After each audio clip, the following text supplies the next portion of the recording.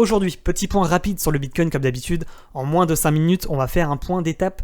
Mais avant de débuter la vidéo, je pense que vous avez eu cette petite notification ce matin sur Binance. Binance annonce effectivement aujourd'hui officiellement qu'ils fermeront les contrats futurs à partir du 2 août 2022. Donc les futurs, pour ceux qui ne le savent pas, ça vous permet de trader les crypto-monnaies à la fois sur la hausse, mais également sur la baisse, avec ou sans effet de levier. Ils avaient annoncé qu'ils fermeraient les futurs en Europe il y a maintenant un an, et c'est chose faite aujourd'hui. Vous ne pourrez plus trader en futur sur Binance. Bien entendu, si vous souhaitez continuer à trader les contrats futurs, je vous rappelle que vous pouvez vous inscrire sur Bybit et sur KuCoin.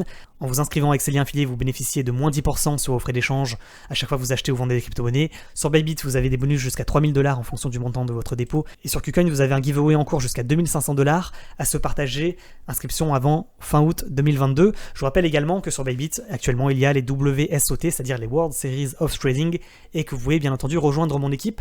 C'est exactement le même lien pour vous inscrire et bénéficier des moins 10% et du bonus jusqu'à 3 000 $, et pour rejoindre mon équipe pour les WSOT. Voilà, on débute maintenant directement sur le Bitcoin qui peut entraîner l'ensemble du marché à la hausse comme à la baisse, avec effectivement cette vue mensuelle. Je vous rappelle que pour le moment, on a un support situé à 19 700 $, que pour le moment celui-ci soutient la chute du cours, que vous le voyez pour le moment on est plutôt en train de retracer le bull run de 2020 pour retomber sur le support numéro 2 correspondant à la ligne de coup du double bottom situé, vous le voyez ici, à 13 800 $. On verra s'il arrive effectivement à retracer ou en tous les cas à consolider comme il a pu le faire ici quelques semaines pour mieux poursuivre la baisse, ou si effectivement il risque de nous faire un V-bottom de reprise de hausse. Pour le moment ça n'est pas chose faite. Pour ce qui est maintenant de la vue journée, on retrouve effectivement ce canal descendant dans lequel on est rentré depuis novembre 2021, le Bitcoin a rebondi sur le premier niveau de bas de canal à 18 000 $ pour rechercher potentiellement le milieu de canal descendant. Et la figure chartiste que vous devez analyser et retenir chez vous, c'est bien entendu ce biseau d'élargissement descendant. On aligne ici des points bas et des points hauts. Effectivement, on retrouve cette figure chartiste de retournement haussier. Ce n'est pas impossible que l'on fasse ce mouvement, que le Bitcoin consolide légèrement pour tenter le breakout du biseau et aller chercher l'objectif correspondant au milieu de canal descendant à 23 000 $.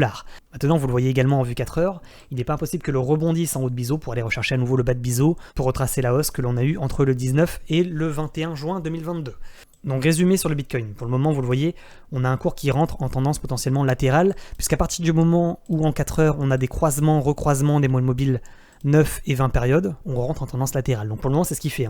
Il fait des pump, drop, il cherche les moyennes, et en fait il rentre en tendance latérale, il ne faut pas se mentir.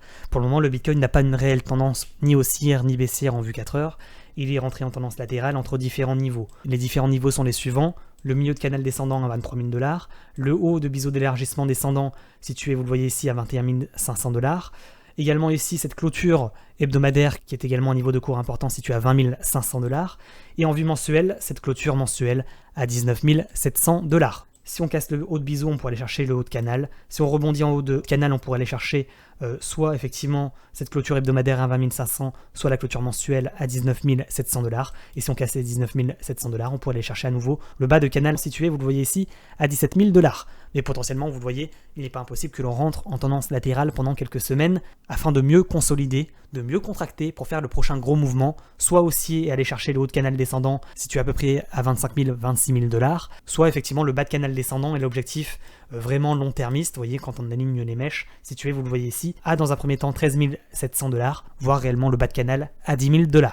Voilà, donc je pense qu'effectivement, selon moi, il risque comme ça de consolider quelque temps, en faisant des Bart contre Bart, comme il a pu le faire par le passé au mois de mai, pour finalement préparer le gros mouvement, contracter, pour soit casser par le bas, soit effectivement aller chercher le haut de canal descendant. Donc pour résumer, pour le moment, vue 4 heures, on est plutôt latéral. En vue mensuelle, on reste baissier. Ne l'oubliez pas, pour le moment, il n'y a pas de retournement de tendance, on est plutôt sur un cours qui crache. En vue hebdomadaire également, ce n'est pas impossible que quand on voit ce qui s'est passé par le passé, on ait effectivement ici une zone d'incertitude avec une sorte de consolidation 2, 3, 4 semaines pour mieux poursuivre à la baisse et aller chercher l'objectif final à 13 400 voire 10 000 $. Maintenant, effectivement, dans cette tendance latérale que l'on pourrait installer pendant 2, 3, 4 semaines, il pourrait y avoir des opportunités de trade intraday en effectivement Bart Simpson, pump, drop, pour finalement aller chercher l'objectif final. Maintenant, effectivement, le seul élément qui pourrait indiquer une reprise de tendance haussière, je vous le rappelle, c'est un passage au-dessus des moyennes mobiles exponentielles et de la moyenne des 20 dernières périodes. Vous voyez, pour le moment, elle est assez éloignée, elle est actuellement située à 25 000 $, mais elle baissera au fur et à mesure du temps pour effectivement que l'on ait à terme un croisement des moyennes mobiles 9 et 20 périodes. Je vous rappelle, c'est à partir de ce moment-là qu'on aura un vrai signal d'achat ou un vrai signal de vente si on devait rebondir à la baisse. Donc voilà, j'espère avoir été complet. N'oubliez pas de vous abonner, d'activer la cloche pour recevoir les notifications des prochaines vidéos, de mettre un petit like pour le référencement et un petit commentaire également qui fait toujours plaisir, je lis l'ensemble de vos commentaires.